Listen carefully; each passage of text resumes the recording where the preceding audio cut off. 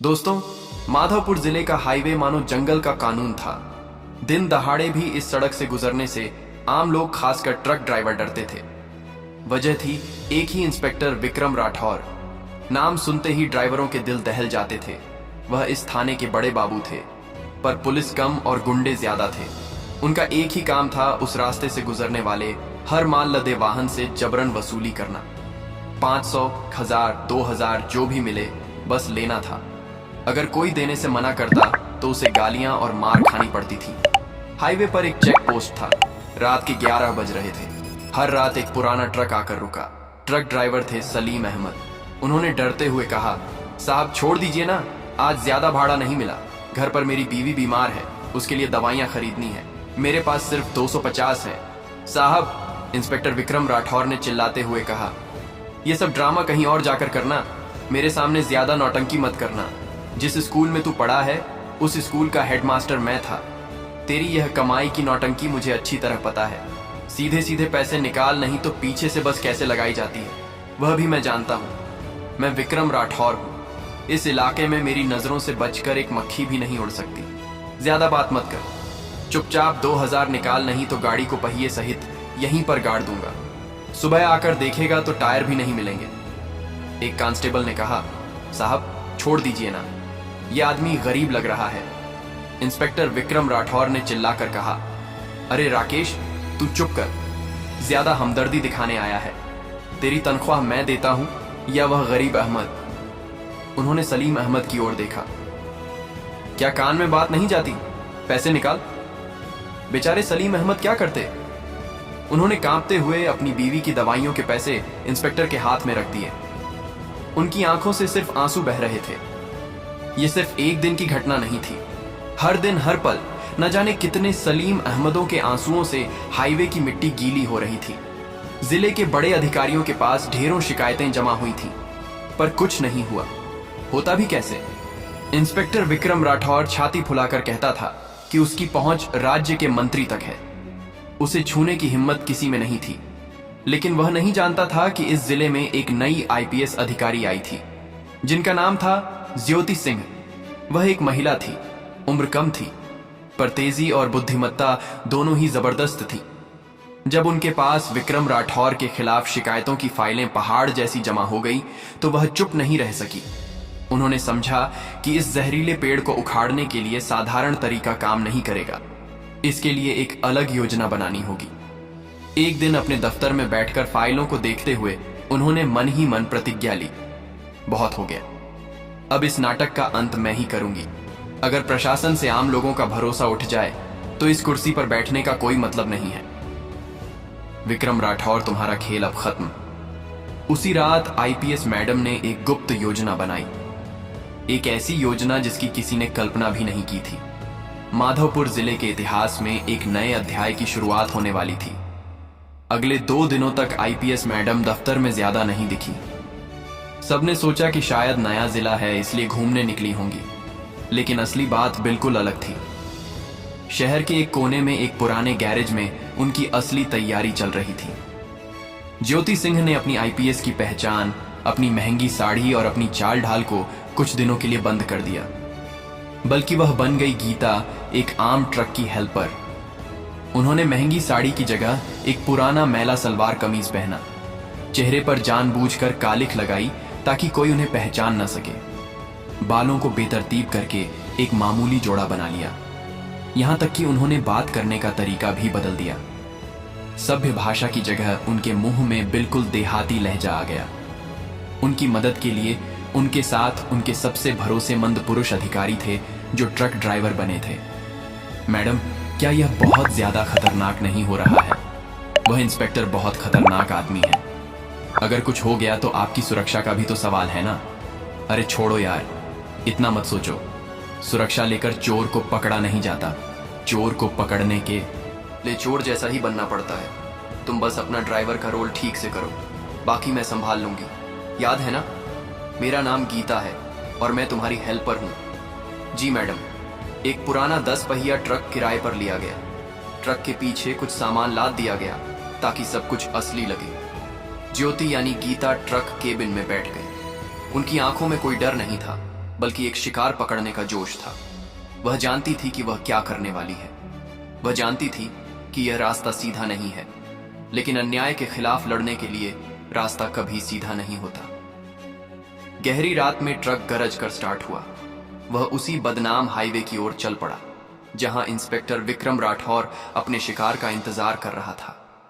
वह नहीं जानता था कि आज रात उसके जाल में शिकार नहीं, बल्कि शिकारी खुद आने वाला है। रात के अंधेरे को चीरती हुई ट्रक की हेडलाइट आगे बढ़ रही थी। ज्योति के दिल की धड़कन एक पल के लिए तेज हुई, लेकिन अगले ही पल उन्होंने खुद को मजबूत कर लिया। आज न्याय की स्थापना करनी ही थी। रात के लगभग 1 बज रहे थे। हाईवे बिल्कुल सुनसान था। बीच बीच में एकध गाड़ियां तेजी से निकल रही थीं। उस चेकपोस्ट के पास आते ही ड्राइवर ने ट्रक की गति धीमी कर दी। दूर टिमटिमाती हुई एक लाइट दिख रही थी और उसके सामने एक परछाई टहल रही थी। इंस्पेक्टर विक्रम राठौर, उनके साथ वह चमचा कांस्टेबल भी था। ट्रक के रुकते ही इंस्पेक्टर पास आया। उसके हाथ में टॉर्च और डंडा था। उसने टॉर्च की रोशनी ड्राइवर के चेहरे पर मारी। ओए रोक! गाड़ी साइड में लगा। इतनी रात में सामान लेकर कहां जा रहा है? जी साहब, कोलकाता जा रहा हूं। थोड़ी जल्दी है साहब, छोड़ दीजिए। इंस्पेक्टर ने कहा, जल्दी तो चोरों को भी होती है। गाड़ी के कागज निकाल और सुन। इस सड़क से जाना है तो नियम कानून मानने पड़ेंगे। नियम तो जानता ही है। इंस्पेक्टर की नजर केबिन में बैठी गीता पर पड़ी। ट्रक केबिन में एक महिला को देखकर वह थोड़ा हैरान हुआ, लेकिन उसकी लालची आंखों में कोई बदलाव नहीं आया। इंस्पेक्टर विक्रम राठौर ने व्यंग्य से कहा, वाह, आजकल तो तुम्हारा शौकर बहुत बढ़ गया है। साथ में हेल्पर के तौर पर लड़की भी रखते हो। बहुत बढ़िया, बहुत बढ़िया। ओए लड़की, नीचे उतर। गाड़ी के अंदर क्या माल है? सब चेक करूंगा। क्यों जी?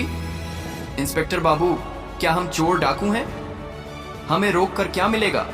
जाकर बड़े लोगों की गाड़ियां पकड़िए, बहुत पैसे मिलेंगे। ओए लड़की, मुंह संभाल कर बात कर। मुझे सिखाने आई है कि मैं क्या करूं। 2 दिन की बैरागी चावल खाकर बोले, ओ चुपचाप नीचे उतर कह रहा हूं। और तू ड्राइवर, सीधे सीधे बोल रहा हूं। 2000 निकाल, नहीं तो गाड़ी समेत तुम दोनों को आज रात हवालात में बंद कर दूंगा। 2000 साहब, इतने पैसे कहां से मिलेंगे? 1 पैसा भी नहीं दिया जाएगा। किस लिए पैसे दें? हमने क्या गलती की है? ये सरकारी सड़क है, हम सबका जाने का हक है। आपकी वसूली के लिए हम रोज रोज मरे क्या? यह सुनकर इंस्पेक्टर विक्रम राठौर के दिमाग में आग लग गई। एक आम ट्रक की हेल्पर लड़की उसे मुंह पर जवाब दे रही थी। यह वह बर्दाश्त नहीं कर सका। तेरी हिम्मत तो कम नहीं है। रुक, तुझे तेरा हक सिखाता हूं। आज तुझे ऐसी सजा दूंगा कि जिंदगी में फिर कभी पुलिस के सामने मुंह खोलने की हिम्मत नहीं करेगा। इंस्पेक्टर विक्रम राठौर जैसे ही ज्योति की ओर डंडा उठाकर बढ़ा, वैसे ही ज्योति ट्रक केबिन से नीचे उतरकर खड़ी हो गई। उनकी आंखों में अब उस देहाती लड़की का डर नहीं था, बल्कि एक शेरनी जैसा तेज था। वह इंस्पेक्टर की आंखों में सीधे देखने लगी। क्या डर गई? अभी तेरा सारा तेवर निकालता हूं। चल थाने, तुझे तेरा हक हक्का समझाता हूं। थाने तक जाने की जरूरत नहीं है। इंस्पेक्टर बाबू, जो फैसला होना है यही होगा। आपका खेल खत्म, मेरा खेल खत्म। तू खत्म करेगी? तू जानती है मैं कौन हूं, मेरी पहुंच कितनी दूर तक है। खुद मंत्री मेरा आदमी है। तेरे जैसी हजारों लड़कियां रोज मेरे पैरों में रहती हैं। मंत्री तक आपकी पहुंच है ना? अच्छा है, पर शायद आप नहीं जानते कि कानून और संविधान की पहुंच उससे भी कहीं ज्यादा है। ये कहते हुए ज्योति ने अपनी जेब से एक मोबाइल फोन निकाला। इंस्पेक्टर ने सोचा कि शायद किसी को फोन करके डराने की कोशिश कर रही है, लेकिन ज्योति ने फोन कान पर नहीं लगाया, बल्कि स्पीड डायल पर एक नंबर दबाया। फोन बजना शुरू होने से पहले ही दूसरी तरफ से गाड़ियों के सायरन की आवाज आने लगी। कुछ ही देर में पुलिस की 3 जीपें आकर ट्रक को घेर लिया। जीपों से जिले के डीआईजी और दूसरे बड़े पुलिस अधिकारी उतरे। वे सब ज्योति को सैल्यूट करने लगे। मैडम, आप ठीक हैं? यह नजारा देखकर इंस्पेक्टर विक्रम राठौर के चेहरे की मुस्कान जैसे जम गई। उसकी आंखें खुली की खुली रह गई। वह कभी डीआईजी की ओर देखता तो कभी ज्योति की ओर। उसके दिमाग में कुछ नहीं घुस रहा था। इस साधारण सी दिखने वाली देहाती सी लड़की को जिले का डीआईजी मैडम कहकर सैल्यूट क्यों कर रहा है? कौन है आप? मैं ज्योति सिंह, इस जिले की नई आईपीएस अधिकारी। आपके खिलाफ लगी शिकायतों की जांच करने के लिए ही मैंने यह नाटक किया। आप सिर्फ वसूली नहीं करते, आप कानून की वर्दी पहनकर आम लोगों को डराते हैं, उन पर अत्याचार करते हैं। आप जैसे अफसर पुलिस विभाग के लिए शर्म है। ज्योति सिंह की असली पहचान जानकर विक्रम राठौर के पैरों तले जमीन खिसक गई। वह थर थर कांपने लगा। मंत्री को फोन करने की बात वह भूल ही गया। वह भागकर ज्योति के पैर पकड़ने लगा। मैडम, मुझे माफ कर दीजिए मैडम, मुझसे गलती हो गई। मेरा परिवार है, बच्चे हैं, उस सलीम अहमद का भी परिवार है जिससे आपने उसकी बीमार पत्नी की दवाइयों के पैसे छीन लिए थे। आपके लिए कितने गरीब ड्राइवरों के आंसुओं से यह हाईवे गीला हुआ है, उसका हिसाब है। डीआईजी साहब, इसे गिरफ्तार करो, कानून अपना काम करेगा। तुरंत 2 कांस्टेबल आए और विक्रम राठौर के हाथों में हथकड़ियां पहना दी। जो इंस्पेक्टर कुछ ही मिनट पहले खुद को उस सड़क का राजा समझ रहा था, वह अब एक आम अपराधी था। उसे धक्का देकर पुलिस की जीप में बैठाया गया। इंस्पेक्टर विक्रम राठौर को थाने ले जाकर सीधे हवालात में डाला गया।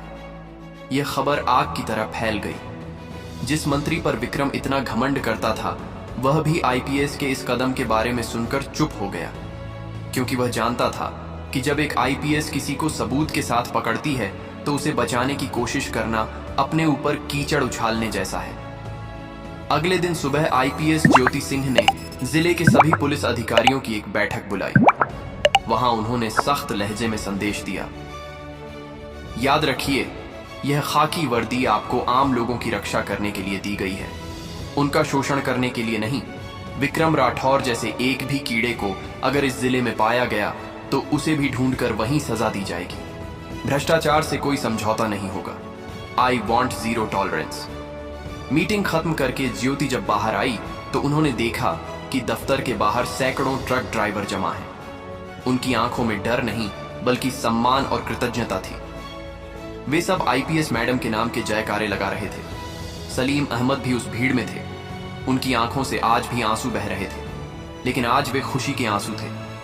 मैडम, आपने हमारे लिए जो किया वह हम जिंदगी भर नहीं भूलेंगे। आप गरीबों की मां हैं। भगवान आपका भला करे। ये मेरा फर्ज था अहमद। आपको अब डरने की कोई वजह नहीं है। निडर होकर इस सड़क पर गाड़ी चलाइएगा। अगर कोई कभी फिर से पैसे मांगे तो सीधे मेरे दफ्तर में फोन कीजिएगा। इस जिले में कोई गुंडागर्दी नहीं चलेगी। उस दिन के बाद से माधवपुर जिले के हाईवे की तस्वीर सचमुच बदल गई। ड्राइवर निडर होकर आने जाने लगे। उनके चेहरों पर फिर से मुस्कान खिल गई। एक ईमानदार और साहसी अधिकारी की वजह से एक पूरे इलाके की सूरत बदल गई। खाकी वर्दी के पीछे छुपे शैतान को हटाकर ज्योति सिंह ने साबित कर दिया कि इस वर्दी का सम्मान रखने के लिए देवदूत भी आगे आते हैं। अन्याय चाहे कितना भी ताकत का एक महत्वपूर्ण हिस्सा था। इस रिपोर्ट ने सीधे मंत्री की कुर्सी पर सवाल खड़ा कर दिया। ज्योति की यह रिपोर्ट राज्य सरकार के लिए एक बड़ा संकट बन गई। मंत्री ने तुरंत दिल्ली और राज्य के आला अधिकारियों पर दबाव बनाना शुरू किया ताकि ज्योति का तबादला कर दिया जाए और इस मामले को दबा दिया जाए। ज्योति को धमकी भरे फोन आने लगे, लेकिन वह डरी नहीं। उन्होंने अपने एक वरिष्ठ और ईमानदार अधिकारी से बात की और उन्हें सारी बात बताई। अगले दिन मंत्री ने एक प्रेस कॉन्फ्रेंस बुलाई और कहा कि आईपीएस ज्योति सिंह ने व्यक्तिगत दुश्मनी के कारण उनके खिलाफ झूठे आरोप लगाए हैं। मंत्री ने यह भी कहा कि वह इस मामले को लेकर कोर्ट जाएंगे। ज्योति ने भी उसी दिन अपने दफ्तर में प्रेस कॉन्फ्रेंस बुलाई। उन्होंने बिना किसी डर के मीडिया के सामने सभी सबूत पेश किए।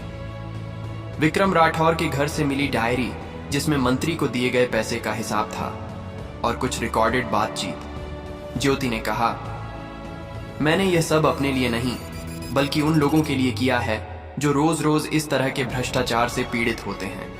मंत्री जी का आरोप है कि मैंने उनके खिलाफ झूठे आरोप लगाए हैं, लेकिन मैं उन्हें चुनौती देती हूं कि वह कोर्ट में मेरा सामना करें। सत्य की जीत होगी। तो दोस्तों, कैसी लगी वीडियो? अच्छी लगी हो वीडियो तो हमारे चैनल सच्ची घटना को सब्सक्राइब करें और शेयर करें। धन्यवाद दोस्तों।